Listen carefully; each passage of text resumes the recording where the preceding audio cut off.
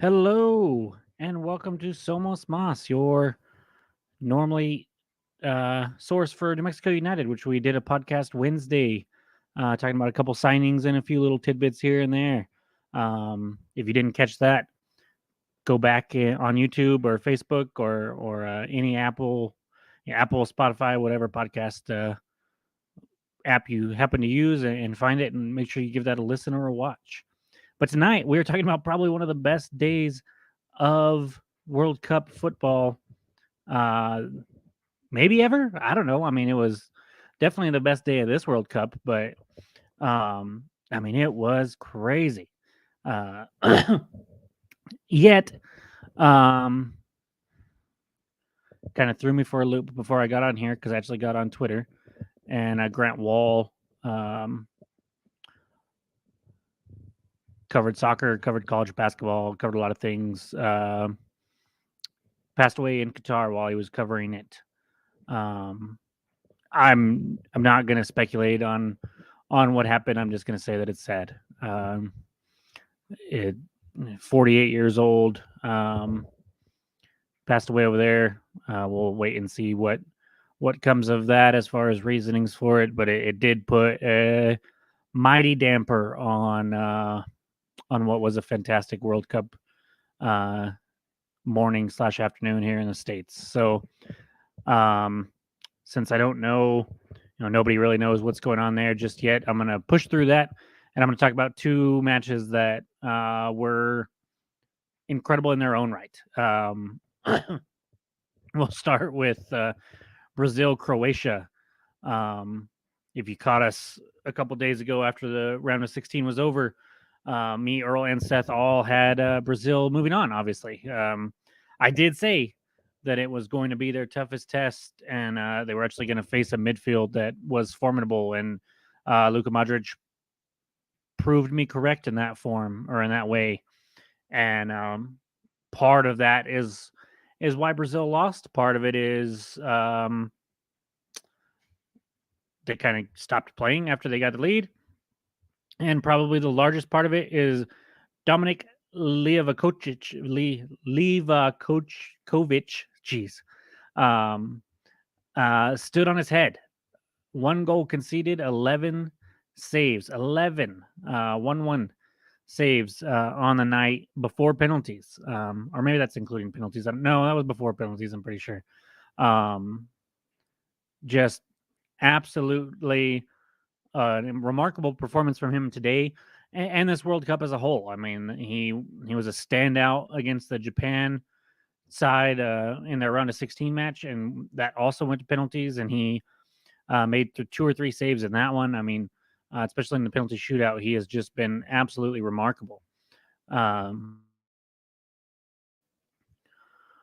He does it again in penalties, saves the first one from Rodrigo, and Croatia just I don't know if you guys, some of you guys probably follow NBA basketball, but the ice in his veins, Croatia does. I mean, that's their fourth shootout win in the last two World Cup knockout rounds.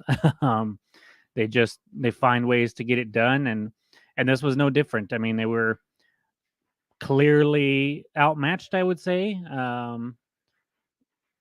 throughout this match, but they were able to keep it 0-0 through 90. And if not for some Neymar magic, I I acknowledge that Neymar is an incredible soccer talent. I acknowledge that he does things that a lot of soccer players will never be able to do. I don't like watching him most of the time. I don't like watching this Brazil team when things aren't going their way. When things are going their way, it's a blast. Take the South Korea match, 4-0 at halftime. They've got the manager dancing with them. Everything's all hunky dory, and they're a blast to watch because then they start, just playing pickup soccer for the second half because they know they're not going to win or lose. But when you go to a match like this that's close and tight, and they start doing the whole, I'm shot and rolling over 17 times, i.e., Yuma or Salman Asante for those USL fans listening or watching. It gets really frustrating really fast because they're out. They have more talent. Just play soccer, and you have no reason to do that kind of stuff. So that part gets frustrating, but nonetheless, Neymar with just a brilliant goal, kind of a give and go, and then kind of another give and go, gets it kind of going away from goal towards the right corner flag. Gets it back and roofs it from a pretty tight angle, and was just absolutely remarkable.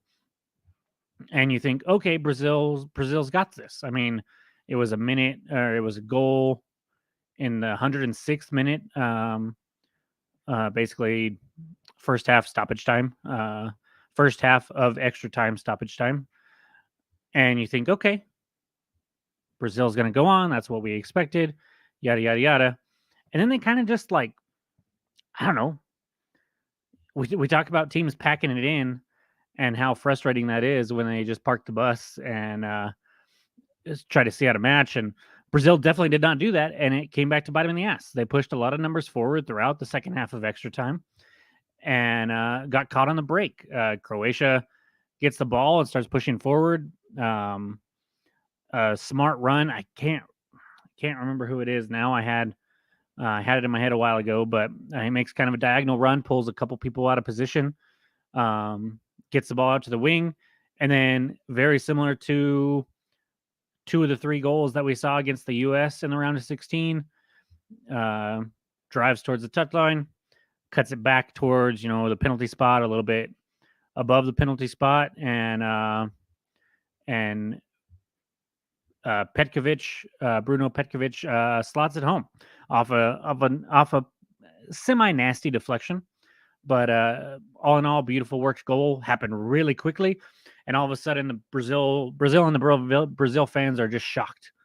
They were up 1-0, cruising. We thought they were going to cruise. Thought it was going to be handed to them, and that's not how soccer works. So we go to PKs, and again, I don't want to butcher it again this time. Dominic Livakovic, haha, there we go. Just stands on his head again. It was definitely a better penalty shootout than the ones that we had in the round of 16 match, including the one that we had with Croatia in the round of 16 match, where Japan just didn't look like they knew what to do. And Croatia, man, they just step up. They didn't miss one today. They just step up and they pretty much know exactly what they're going to do with it, and they put it in a spot that the keeper can't get to it, and then they give a little fist pump, and then they go back to the line, and that's what happens. And so Brazil gets up there, one save by Livakovic on the first taker, and then Brazil kind of fights back, and you're like, okay, but Croatia was just freaking clinical with their penalties, and just one right after the other found the back of the net, putting all the pressure on Brazil. And then they're it's a do or die moment. They've got to do it, and Marquinhos steps up. I think it was Marquinhos steps up and just couldn't make it happen. Gets the keeper to go the wrong way, but at the end of the day, he hits the post and it bounces out, and that's the way it crumbles. Brazil, a tournament favorite, one of our favorites. We were just talking about we could maybe blame ourselves a little bit. We were just talking about how much we would like to see Brazil France in the final, and then Brazil come out and lose this one, and it's it's one of those matches that Brazil has to be upset about it. They were clearly the better team, but I mean, we know it as United fans. I mean, any soccer fan in the world, I believe, has had that match where you just come out, you completely dominate, and you just don't get the result that you want. And so we move on. It's Croatia going to the semifinal for the second time for the third time, I believe, in 4 World Cups, including a finals run last World Cup in 2018, and they will face Argentina in that for the right to go to another final.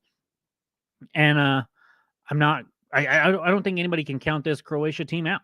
No matter what you saw on the pitch today, whether they were outplayed or not, they scrapped, they fought, and they found a way to get by. And that's what this Croatia team does. That's what it did in 2018. That's what it's done so far this year. I mean, they were Romeo Lukaku finish. I mean, he had 17 chances to finish against them in the group stage and would have knocked him out. And you know, just because of that, here we are. Now they're making another semifinal run, and when they were this close to being knocked out in the group stage, but they survive. I was listening to the Total Soccer Show earlier, and one of them called Luka Modric a cockroach, but in like an endearing way. Like they just survive.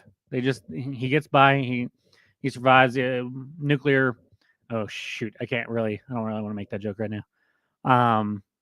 Yeah, anything could happen, and Luka Modric would get by and still perform at a top level and get that Croatia team to make a deep run. So we move on. I'm actually going to take a small 30-second break here, and then I'll be back to talk about Netherlands and Argentina.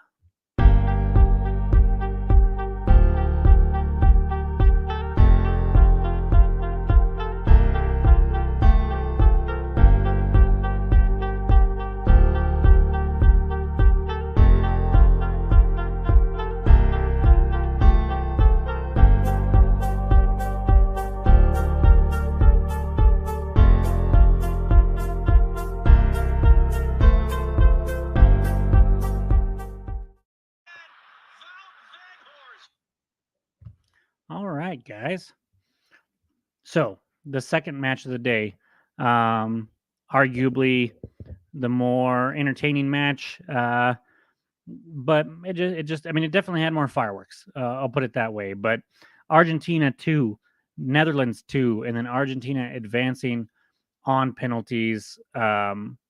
Just a crazy match. What a fun match. What a great kind of showcase of what the World Cup can be. Argentina comes out, leads in shots 14-6, ends up getting up on a 2-0 lead thanks to Lionel Messi. He converts a penalty in the second half to push it to 2-0, but the first half goal, the one to go up 1-0, is the one that I think is just insane. The through ball that he puts on, just, I mean, I don't know. I have no words. If you have not seen it, which I have to think that you've seen it, but if you have not seen it, you need to go watch it because it is. I mean, it's crazy. It is absolutely crazy. Just a through ball to Molina, who finishes it with Virgil van Dijk, the giant that is Virgil van Dijk, bearing down on him. Comes out, gets the through ball, slots it home past the keeper, gets taken out by Virgil van Dijk, and Argentina's off and running. That's, I think, in like the 34th minute or so, 35th minute. And Netherlands keeps it close. They don't put a shot on target until I think the 83rd. They somehow, at the 83rd minute, they put a shot on target and it goes in for Werhurst. If I'm sure I'm butchering that, but he's a 6'6" forward for them that came on for Memphis Depay, and he goes up, has a wide open header, mainly because he's a foot taller than everybody on the Argentina team, and has a free header. Is able to give it a nice little flick to the far bottom corner, past the keeper, and Netherlands is like, okay, here we go. Very similar to the Argentina-Australia match in the round of 16. Argentina's kind of cruising, give up a late goal, and they say, oh, okay, well, let's see. Well, you never know. Um, and it looked like it was going to be very similar to the Australia matches that they were going to hold on. But then in the 10th minute of stoppage time, weren't strikes again. This time off an incredibly designed set piece that I'm hearing different things, but if one of the stories that I'm hearing is true, weren't basically went up to them and was like, "Hey, I scored this goal um, in club ball off the set piece. I think we should do it here in the dying seconds of the quarterfinals in a do or die situation." And basically, they act like they're going to go over the wall. First shot, it's probably about 4 or 5 yards outside the 18, off to the left hand side, and you think, okay, yeah, surely this is going to try to go for the net, but it never works. I mean, very rarely does it work, anyways. So they scrapped that idea, and the 6'6" forward basically just boxes out the little Argentinian guy and gets the ball delivered to his feet, takes one touch to get around the defender, and then slots it past the keeper, and pandemonium ensues. I mean, just crazy, crazy that the Netherlands could tie it at the death like that, and that's what the World Cup is about. Just do or die. You got to get it done, otherwise you go home. I've been looking forward to this for 4 years, um, and you finally get a chance, and you're down a goal with seconds left essentially, and to pull that play for a set piece. I mean, just stones right there. And Warrant delivers, gets his brace, and we end up going to extra time. Before extra time, I mean, this game was chippy. I think it was something like 20. Let me see. I want to be wrong. Like if you go to the I'm looking at a screen now that has both starting lineups out there, and there's just yellow everywhere, just yellow on top of yellow on top of yellow. And I mean, we've got a second yellow for a red card for Dumfries. We've got Memphis. We've got Bergwijn. We got Messi. We've got Martinez, Acuna, Romero, Automata, Timber, and then six more on the bench. So 6, 7, 8, 9, 10, 11, 12, 13, 14, 15, 16 yellow cards and a red card. Just out of nowhere. Yeah, just craziness. Just absolutely craziness. Um, I mean, it just what a match. I'm kind of at a loss. But I was getting to was it was a very, very chippy match. Um, saw some very unsavory things from the Argentinians, in my opinion. There was a foul near the Netherlands bench after the foul is called. One of the Argentinian players basically just fires the ball into the bench of the Netherlands, and as you might expect, the Netherlands players did not like that. So Virgil van Dijk, all how tall is Virgil? He's got to be up there 6'5", 6'2" as well. I mean, he just 6'5". That's what I thought. He comes crashing in and shoves the player who kicked it, and then of course there's pushing and shoving here and there, and it just shows, like I said, what this means, what the World Cup means. I think part of it is these teams can kind of get under people's skins. We saw that a little bit with the Netherlands match with the U.S. and we definitely saw it today with the Argentine club getting under the Netherlands skin. But nonetheless, they tie it up. We go to extra time. Extra time, usually we see pretty bad soccer during extra time, and this wasn't that. I mean, it wasn't the best soccer, but it wasn't atrocious either. So we get some back and forth. Argentina has a chance. Netherlands have a couple half chances, but at the end of the day, just like the match this morning, it nobody's able to separate themselves after that extra time. So we go to penalty kicks. Netherlands come out. Virgil van Dijk, the captain, he says, "Give me the ball." He shoots first. It's saved. Messi comes out and shoots first, which isn't a thing that I didn't talk about in the Brazil shootout. Neymar did not shoot a penalty.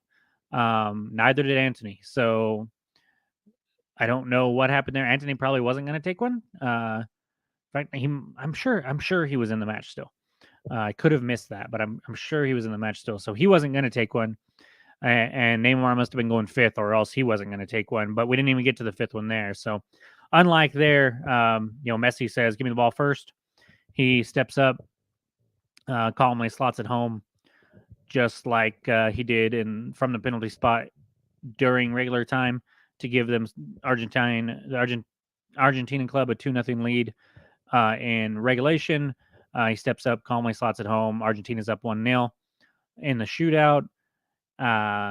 Netherlands miss again, and you're like, oh no, here we go, another just absolute catastrophe of a shootout for somebody in the World Cup. But they fought back, made it interesting. Did he make a save? I believe the Dutch keeper makes a save, or it's missed or something, and I can't remember. There's been so many shootouts the last few days, but they are able to force Argentina to a miss or a save, like I said, and so then they have a chance. If they score their next three and can save the last one for Argentina, we're good. They score. Argentina has to miss or have one saved to keep it going into sudden death, and that's just not how it went. We were able to get the Argentinian player who I'm looking up now, who scored the last one. Martinez scores,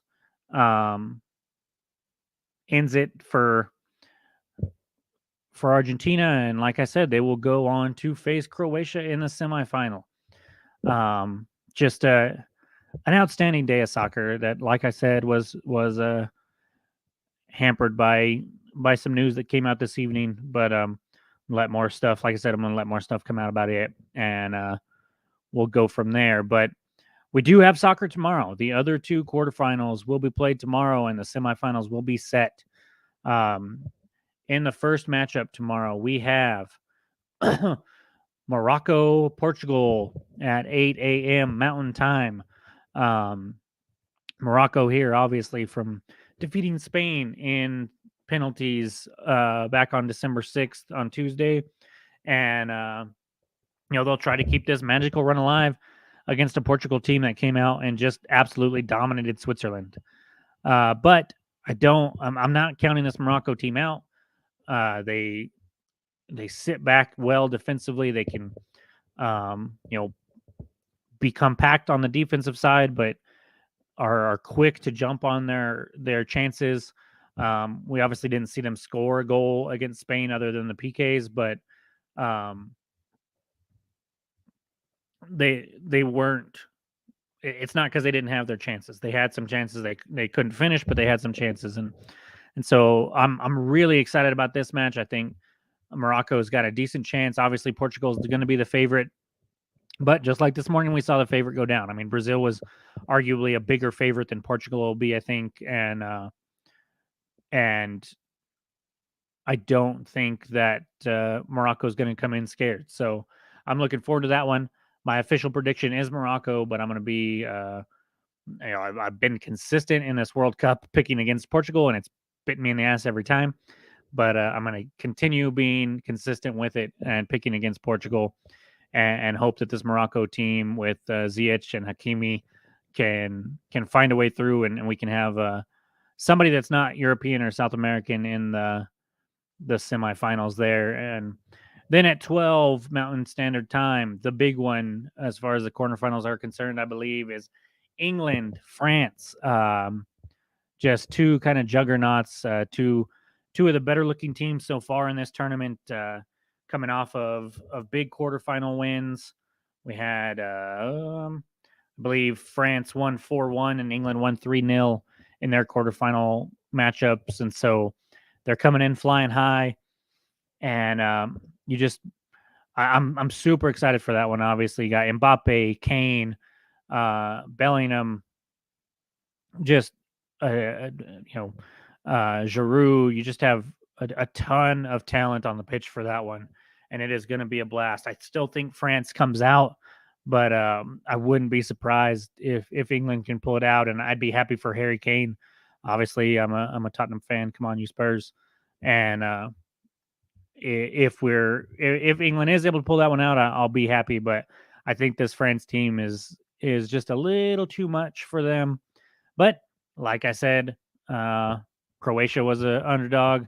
Netherlands were an underdog and almost came back and won. Morocco's an underdog. I think they've got a chance. So you never know. You never know what's going to happen in this crazy, beautiful game. But if I had to put money on it, I'd say France.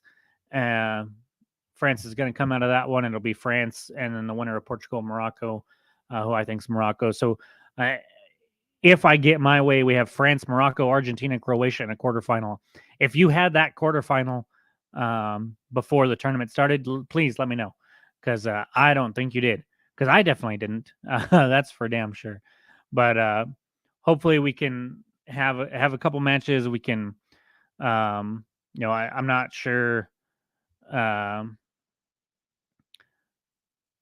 Not sure what Grant would want at this point. I mean, I'm just a small timer here in Fort Sumner, but he loves soccer. I know that, and I think he would want us to push on for the rest of this World Cup, get it over with, get the hell out of Qatar, and look forward to 2026. But like I said, great soccer day, hampered by some bad news, really bad news, really sad news coming out of Qatar, and we'll see.